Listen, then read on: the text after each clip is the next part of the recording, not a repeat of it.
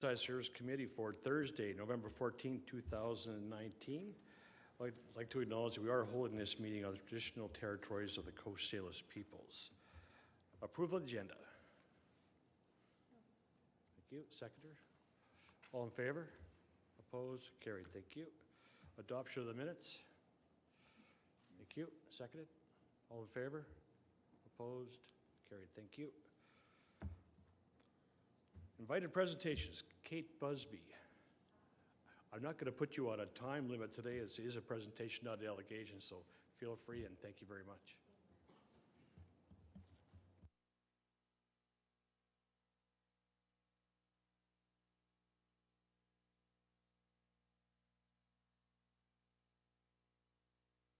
Oh, sorry. Thank you. I'm a registered architect and partner with Faulkner Brown's Architects, Vancouver office. And thank you very much for allowing this opportunity to introduce the concept design work and planning for expansion to Ravensong Aquatic Center. I'd like to start with some background context, look at the project scope, introduce the project team, and then we'll take you through the schedule of events and deliverables over the next few months, including planned opportunities for public engagement and opportunities for the OSC to provide input and stay apprised. Finally, we'll address the goals and objectives that the consultation is aiming to address. So up here, you can see kind of a timeline for the project. The Ravensong Aquatic Center was originally constructed in 1995, and the desire to expand the facility was formally identified in 2006 in that Recreation Service Master Plan. And several iterations of concept design and costing had been prepared over the years, but the expansion process was waylaid in 2010 when upgrades and remedial work were required, and those were undertaken. So in February of this year, the OSC directed the preparation of concept plan for expansion, which brings us to today.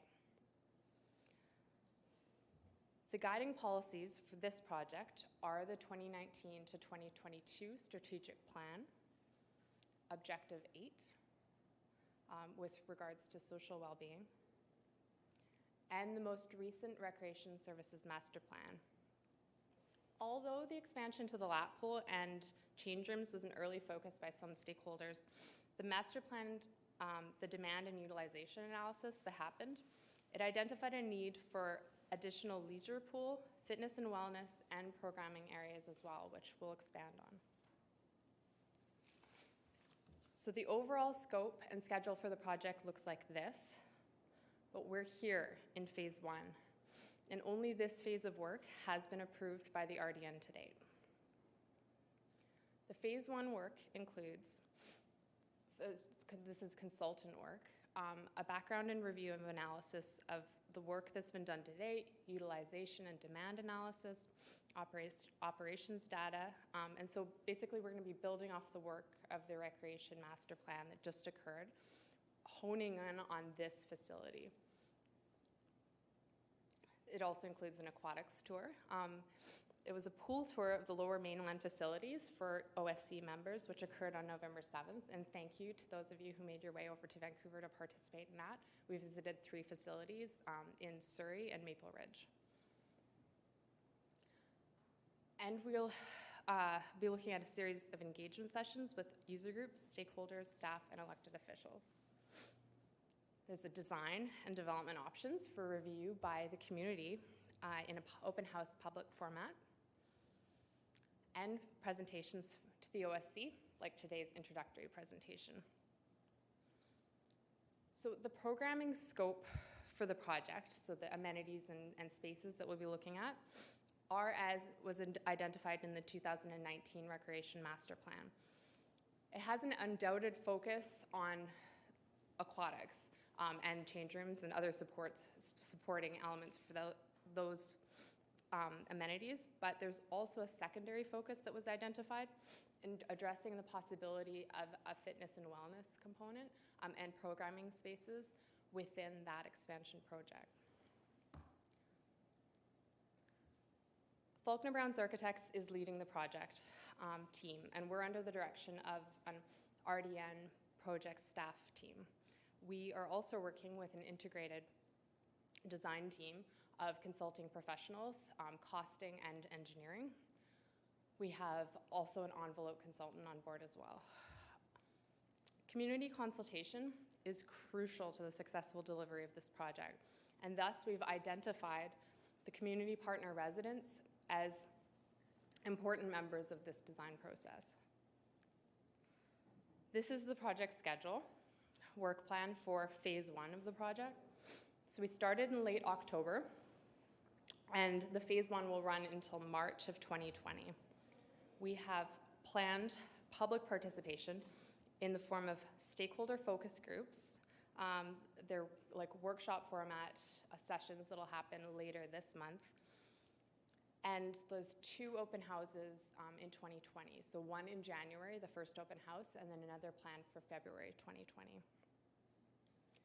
The Oceanside Services Committee will have the opportunity for input in an upcoming info session on Tuesday, November 26th, as well as 2 planned events in 2020 as well.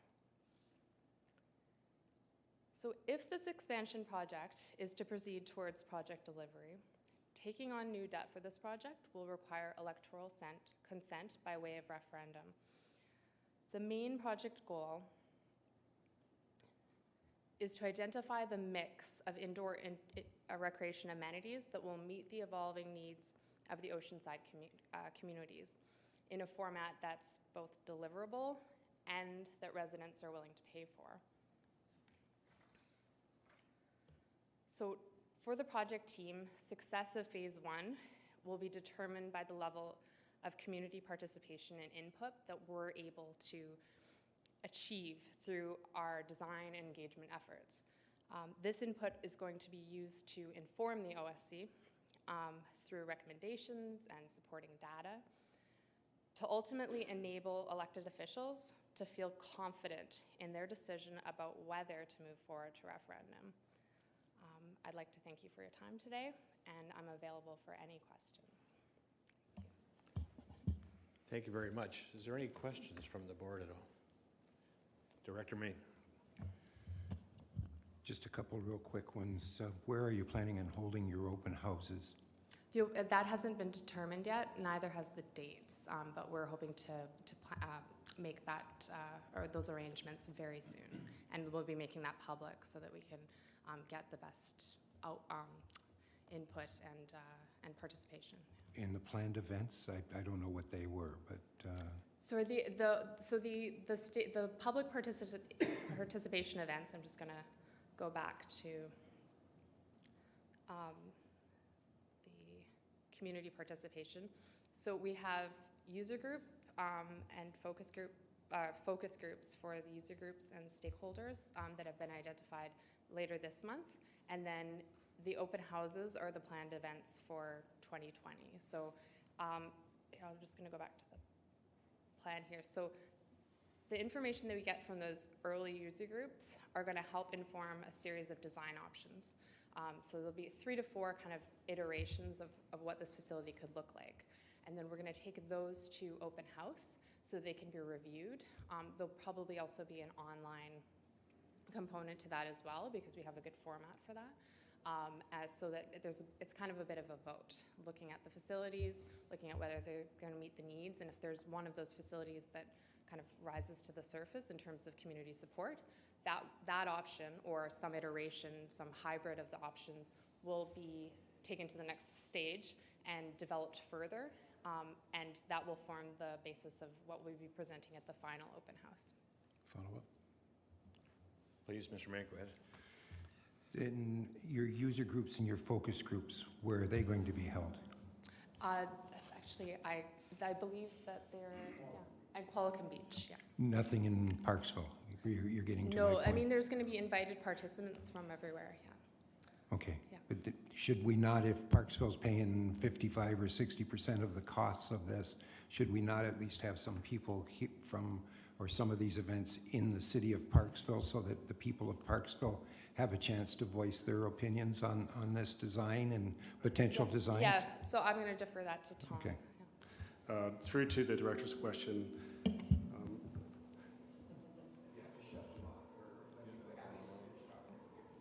Gotcha. Okay. Probably bouncing off that one. We are consulting with the full community and all the user groups. So the makeup of the pool is the users of the community. That includes all residents of Parksville, Qualicum Beach, and all the participating areas. The physical location where these meetings are being held in that concept are in a meeting room.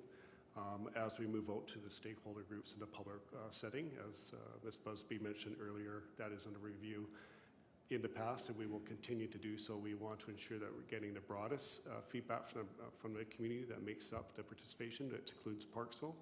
And typically we will hold open houses outside of the area that facility is to get the broadest input. So that will be the intent.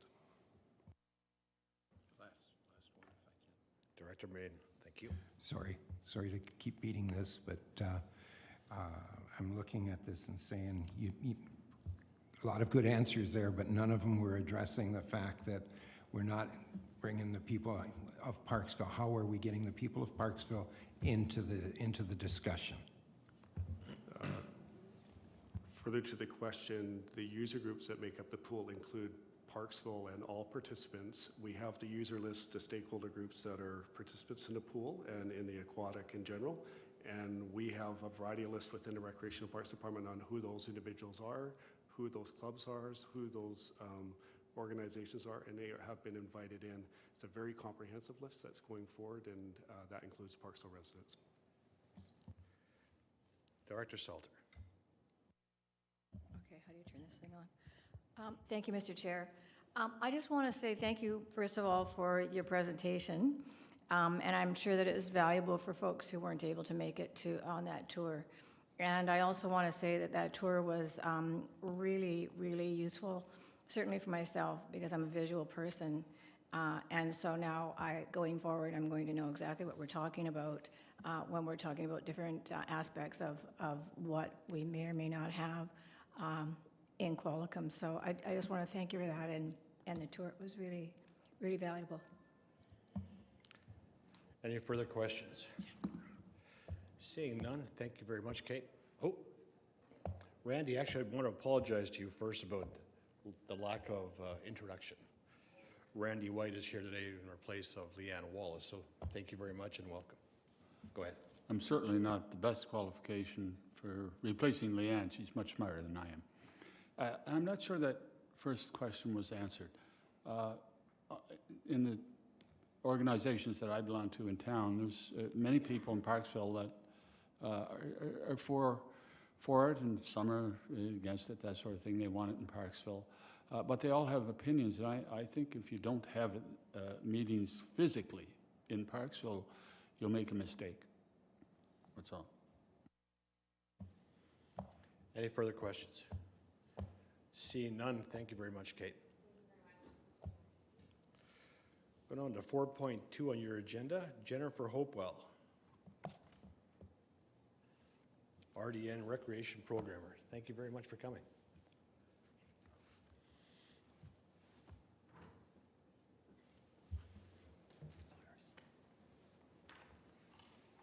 So hello, my name is Jennifer Hopewell. I'm the Recreation Programmer for seniors and adults in the Oceanside area for the RDN. And I'm here today to share the outcomes of this year's annual Active Aging Week event. So thank you very much for having me today. This was our 7th annual Active Aging Week in Oceanside. It is initiated by the International Council on Active Aging. Many people often ask what is the age range for this week, and there is no official age range, but it is intended for those who are older adults and seniors. The purpose of this week is to connect residents with the local community organizations that are offering recreation activities in the area, to strengthen the relationships between those organizations, and to promote the benefits of living a healthy lifestyle. The event advertises regularly scheduled activities that people can join and come out and try during this sampler week in the hopes that they will find an activity that's the right fit for them. In 2019, there were 64 advertised activities hosted by 21 partner organizations, and over 1,300 participants attended. This was a 41% increase over our event in 2018, and actually in 2018 we saw a 41% increase over the previous year. Every year this event continues to grow. With the 64 activities offered, and I believe most of you have the pamphlet there was something for everyone. There were fitness classes at all levels, special interest activities and sports. New this year, we had Scrabble, line dancing, carpet bowling at the Lighthouse Community Hall, Tai Chi, and darts. Many of the activities saw their attendance double during this week, and some even had to turn participants away and encourage them to come back on a further day. Next year, we hope to advertise even more of the activities that are available, and that will be easier to do as we are currently working on another project with funding with the UBCM Age-Friendly Grant. And for that project, we are taking an inventory of the recreation opportunities available for older adults in the area and using our GIS department with the RDN to map those activities. This information will be available to you and the public in the spring of 2020. So this event aims to build the capacity of each individual organization, but also as a whole community of recreation providers. It highlights the various organizations with plans of increasing their participation and their membership volunteers. It allows for cross-promotion of the activities so that no one organization is taking on more than they can handle, and instead encouraging people to go where the activities already exist. This allows for a sharing of the local opportunities as well that can benefit each organization, such as the Recreation Grants Program. There were 21 partners that hosted activities this year. Some of these include the Qualicum Beach Weavers and Spinners, the Oceanside Makerspace, Parksville Golden Oldies Sports Association, the Qualicum Beach Senior Center, Nanoose Place Community Center, Oceanside Community Safety Volunteers, and the Aerosmith Community Recreation Association. The list of all the partners is on the back of your flyer. Along with increasing the awareness of the organizations to the general public, we are increasing the awareness between the organizations and the different services that they provide. This relationship building allows for a cooperative and more sustainable way of meeting the demand for diverse recreational experiences throughout the district. Both the Recreation Master Plan and the Community Facilities Review spoke to the needs for this cooperation, and this is an example of how we're moving forward on those recommendations. This year, more than ever, we saw conversations occurring throughout the week on how groups could work together moving forward. Examples were offering memberships for sales at different facilities and having conversations where one organization would host events at a different organization's facility. So with these conversations, we hope they'll continue and we can see stronger partnerships moving ahead. So what was the most obvious takeaway of this week? The residents are wanting a variety, they're wanting flexibility in their activities, and they're definitely wanting more. There were popular activities in all areas, but the highlights this year were the moderate to high intensity physical fitness classes, dance classes, pickleball. Weekday morning classes are very popular and people want the flexibility of drop-in options. Together, the RDM Recreation Department and the community partners are working together to meet these demands. Next year, we plan to build on the success and we'll be back with more of the same. We hope to attract additional partners, provide more activities, and we'll be making modifications to the advertising to allow growth and to better reach those who are 75 years or better. Details will start to come out in March 2020, and the event will again take place October 1st to 7th. So thank you very much. That's the update on the Active Aging Week, and if you have any questions. Thank you very much, Jennifer. Very good report. Any questions from the group? Director Frass. Thank you for outlining this Active Aging Week. I think it's wonderful, the programs that you have out here. Question I have is just as far as the age for Active Aging Week. I understand you said it was 75 plus, but are these activities available for everyone? to attend to? I noticed that they are free activities, free drop-ins. Could someone like myself attend? Can you go with your family or parents type thing, or is it only for 75 plus? Yes, so actually the event is not specific. There, for this particular event week, there is no age limit. As I often say to people, I never ID anybody at the door, so you're all welcome. Of course, we're open. The target market for this particular week is those over the age of 50. Most of our participants are actually between the age of, during this week, are probably between the age of 50 to 75, and we're not getting very many over the age of 75. So that's a target we're wanting to better get to next year. But yes, on a regular basis, most of these activities are available to all ages. However, there are some organizations, our partner organizations, that have a specific age requirement, like a 55 plus age requirement, but not all. So, and not with the RDN program specifically, it's all ages. Yeah. Director White. Thank you, Mr. Chairman. I've had a number of occasions to work with Jennifer, and in many things, slow pitch and Pagosa, and she is exceptionally well organized, cooperative, knowledgeable, always willing to help, and I think the RDN has got a heck of an employee and should be very proud of her. Thank you. Thank you. That was wonderful, wasn't it? Yes. Ask for a raise, ask for a raise. Any further questions?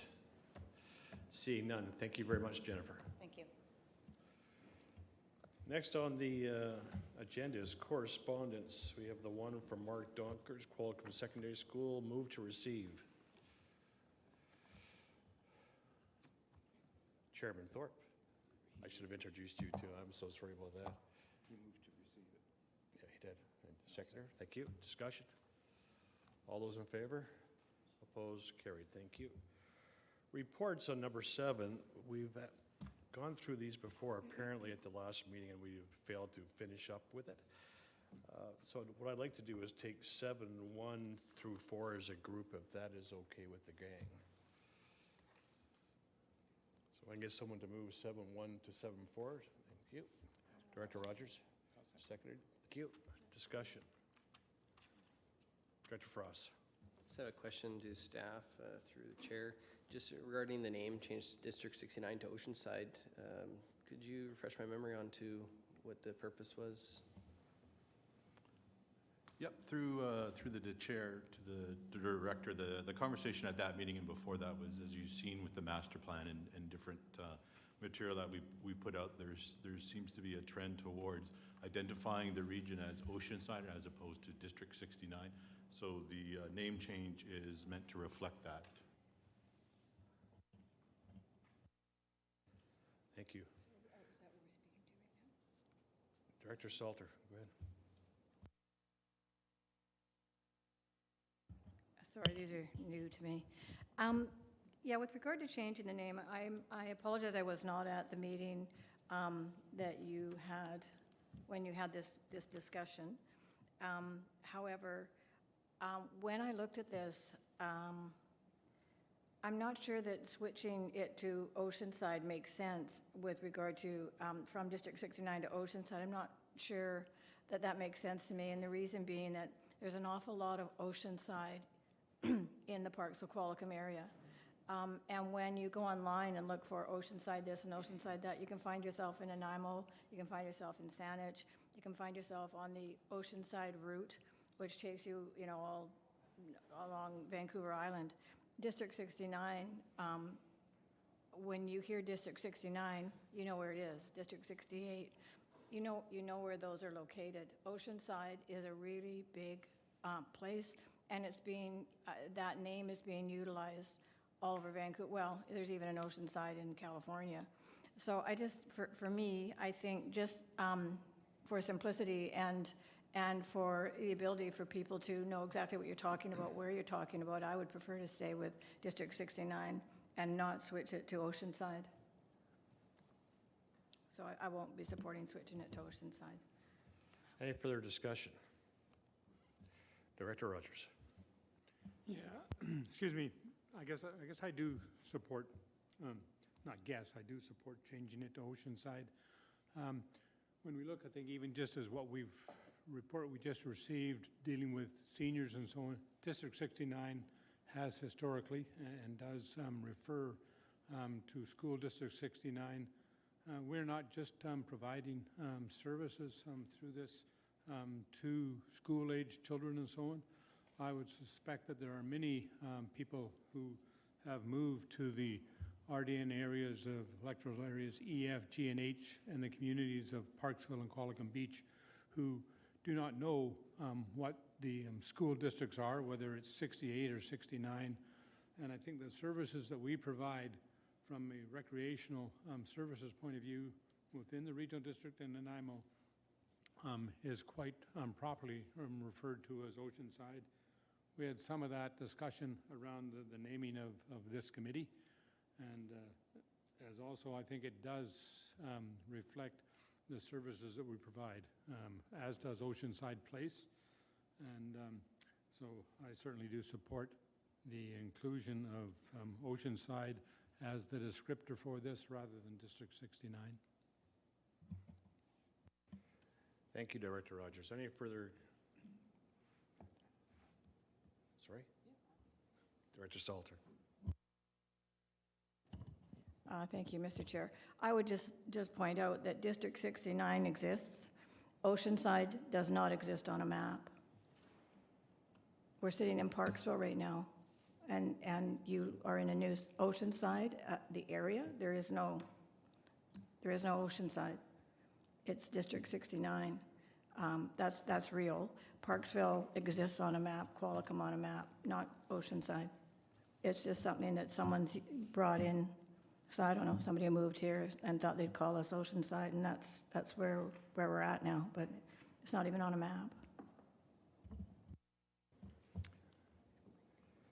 Director White. I promise I'll only ask one more question. When I was looking at the agenda and not having been part of this renaming, I had difficulty understanding whether or not Oceanside was even defined by a bylaw of the RDN. Is it a certain area? Is it a EFGH, Parksville, and Qualicum? And this terminology seemed to me that was applicable to a bylaw that has financial implications. So I went to the budget to look for Oceanside, what does that cover? And there's no relationship between the name Oceanside and the budget that I could see. So I just have a difficulty, and I think other people will. What exactly is Oceanside? Is it something the RDN has defined in a bylaw, or is it just a name? Thank you. I would most certainly say that it's defined in this committee for sure what the areas are. And I think we have to start somewhere. I don't believe that District 69 came up overnight as well. Director Frass. Thank you. I share some of the concerns mentioned there just about where is the area that we are speaking particularly about. And as well, when I look at how we've been marketed for our region as tourism, I've heard them stepping away from the term Oceanside because it's not well defined and it can be confusing. And so the more that the RDN leans towards calling ourselves Oceanside, but if tourism is leaning away from calling us Oceanside, there's a bit of a disconnect there. At this table though too, like does Oceanside then include Nanoose? District 69 does. So it kind of leaves those questions to me a bit unanswered. I know that Nanoose is not participating in the in these fees for our like our pool, but are they included in Oceanside? So I don't know if this changing the name is really serving a purpose at this point. And without that, just to make it more in line with what we use as a common day term, I can kind of take it or leave it, but I don't quite feel that it's solving a problem there that I know of. Director Main. I was just going to sit and listen on this one, but two things. First off, it's a name. It's just a name of this committee. It's not defined by anything. It doesn't have to be defined by anything. We know what it is here. The terms of reference of this committee define what we are. It tells us who is participating with it and who funds it and how it's funded. So that's really all that matters on this. As far as the tourism, you won't find tourism referring to it as School District 69 or District 69 either. You know, they don't use that as their terminology either. So I think for the sake of a 2-hour discussion on what we're going to name this, can't we just agree that Oceanside sounds an awful lot better than District 69 or School District 69 or just 69 or whatever it may be? To me, it just seems like it's a better name. Just for that alone, I'm going to support it. Thank you. Director McLean. I'm going to surprise myself here and agree with Director Main wholeheartedly. It's really kind of immaterial, and we're getting lost on the least important part of this bylaw. So I would hope that the fees and charges, which is really the important part, is not going to be voted against because we're changing the name. So if you disagree with the name change, I would suggest an amendment. Yeah, thank you. Hey, Chairman Thorpe. Director Thorpe is fine. You're the chair, Your Worship.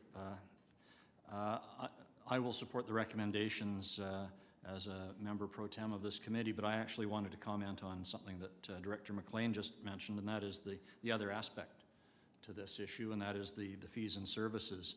And really just a comment that when I look at the tables of comparison to other jurisdictions, Nanaimo, City of Nanaimo is mentioned, and I just want for the benefit of this committee and the public to know that the City of Nanaimo user rates and fees have not been reviewed for many years and will be shortly. So the numbers that you're seeing in these charts indicating Nanaimo are lower than they should be probably, and lower than they will be in the future. So I believe a 2% increase as proposed is quite moderate. Thank you. Thank you, and thank you as well. Director Frost.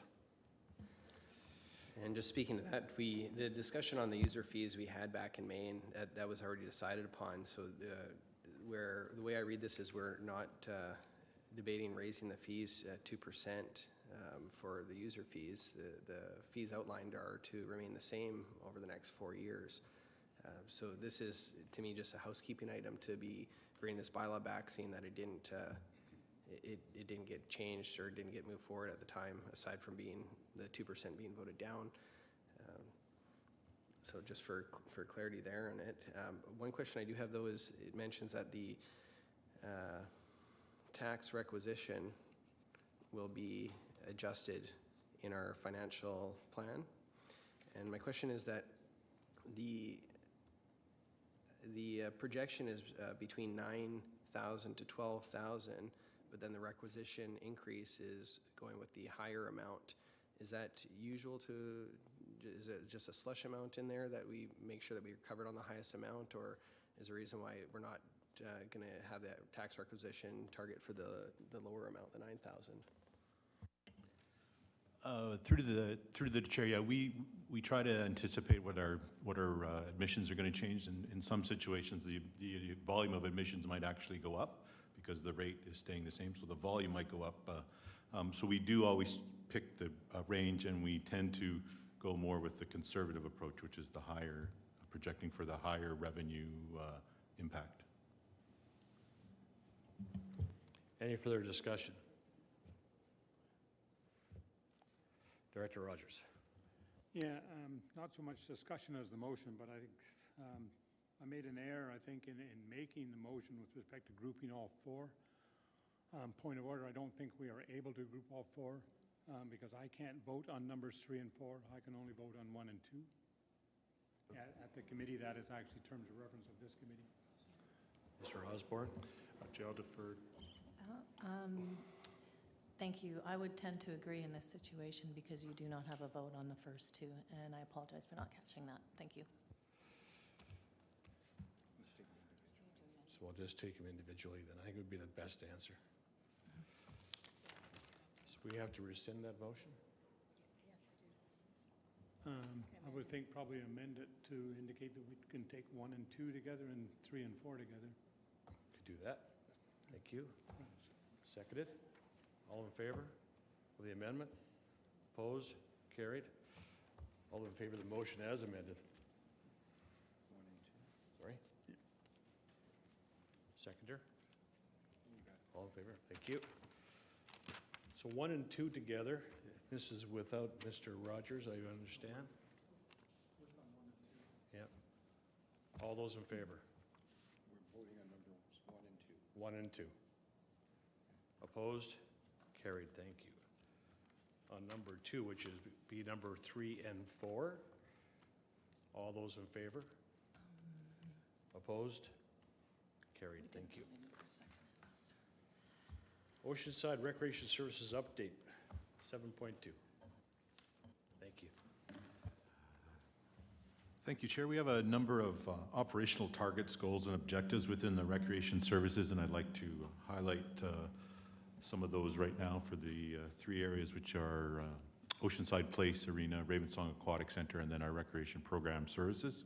So, starting at Oceanside Place, in June of this year, we completed on time and on budget the $300,000 replacement to the chiller system at Oceanside Place. As most of you are aware, in 2018 we witnessed not only ourselves but across Canada and other communities in the province noticed and witnessed and participated in a focus on from many communities and safety authorities throughout BC and Canada, the importance of these systems and the fact that they do run 24 hours a day, 7 days a week. So we had scheduled to replace ours in 2020, but we did move it up to 2019, and that project was successful. Also related to that project, we were able to, with minimum impact, keep our regular user groups accommodated through that project, and some of them, just a short list of some of them are the Home and Garden Show, the Island Open Taekwondo Championship, our department's annual indoor pickleball tournament. Those of you that don't know, we have the ability to put 9 pickleball courts inside the arena once the ice is out, and that tournament is quite well received. And also the Belinas Secondary School commencement ceremony, and those again are just a few of the annual events that call Oceanside their home and that we were able to continue to do with the project underway. In June, some of you may remember that the RDN held its performance recognition event, and we congratulated 20 Oceanside residents and organizations who have won first place or gold medal standing in provincial, interprovincial, or national sport, artistic, or cultural performance, and many of you were at that event, and we appreciate your attendance and your support. A point of note on that is the RDN was one of the first, if not the first, local government to actually include in a performance recognition program the artistic or the cultural event. Many of the programs around that you'll find focus on sport achievement, but again, we were one of the first ones to include artistic and cultural performance, and we have had winners in the past in those 2 categories as well. Similar to the Oceanside Place, we did the annual maintenance shutdown. We extended that for 2 weeks at Ravensong Aquatic Center. That was a $700,000 mechanical and air handling unit replacement, and again, like the Oceanside Place one, this one was completed on time and within budget, and we managed to not impact our user groups considering the size and of that shutdown.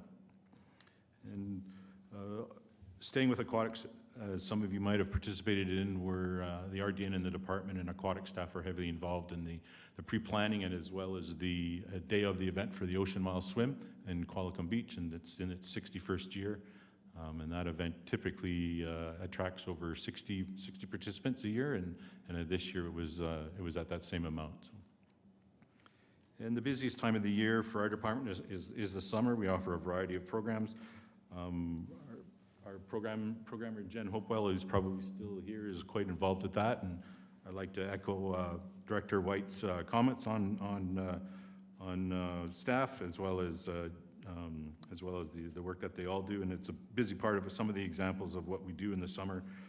We have summer day camp and sport camps. We have partners in some of these, such as Qualcomm First Nation is a partner. Deep Bay Marine Camp is a partner, and just some of the names that you might recognize, and some of them you might not, of some of the day camps that we offer are a Thinker Tinker Club. I'll let you think of some of these if you can imagine what they actually are. A drone camp, swim lessons and aquatic leadership classes we offer. And those are just, for all different ages. We offer gymnastics for tots and parents, a family paint class, a 6-on-6 co-ed adult soccer league, and a number of leadership opportunities for youth. So, we continue to add new and innovative programs whenever and wherever and whenever we can, because many of our summer programs are oversubscribed and we do experience waiting lists. So, thank you, Chair, for this opportunity to update this commission on our department. Thank you very much. Any questions? Director Frost. Not so much a question, just a comment. I just wanted to say to the committee, it was something I mentioned to staff before the meeting started, but I think it was something that was missed in the service update was that we had a pool usage summary provided to us on October 23rd, and I don't think it was distributed perhaps to the alternates.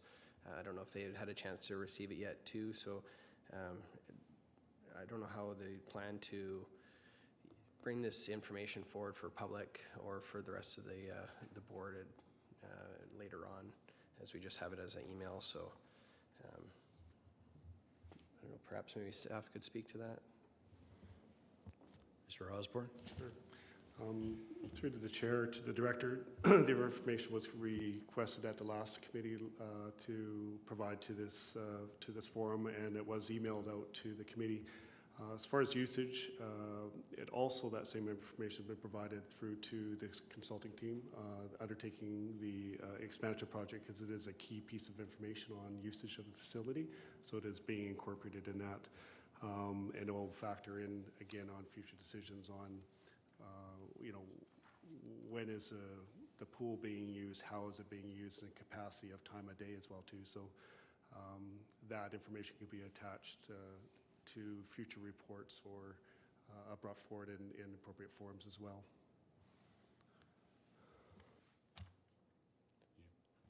Director Main. Move receipt of the report. Seconder. Director Frost. All in favor? Thank you. Business arising from delegations concerning their Director McLean, I'm sorry. Thank you, Chair. Sorry, I just had a question on the comment there that many of the day camps are oversubscribed. Are we going to look at maybe expanding the program? Through the chair, we often do look at expanding the programs. Some of the challenges that we're faced with in meeting that ability is venues, the number of venues, as well as the number of staff that are available, and we have to map out the programs and look at different things. But we do recognize and do see the waiting list, so we do try to minimize those and be prepared to accommodate individuals in different camps. It might not be their first choice, but it's usually their second choice. But in short answer is yes, we're constantly monitoring those wait lists and trying to find different ways of accommodating them. I have to admit there was things on this report that I had no idea that was available within the RDN. So drone camp was a new one for me, which I was a pilot of some sort. It's not like you, of course. Mine's all with the radios, but it was interesting to see, so I might be partaking in some of that. Thank you. Preference. I know it, yeah. So business arising from delegations, there was no delegation, so I'm assuming there is no business arising. So new business. Seeing none, I'll entertain a motion to adjourn. Director Main? Director McLean, thank you. All in favor? Opposed? Carried. Thank you. Thank you all.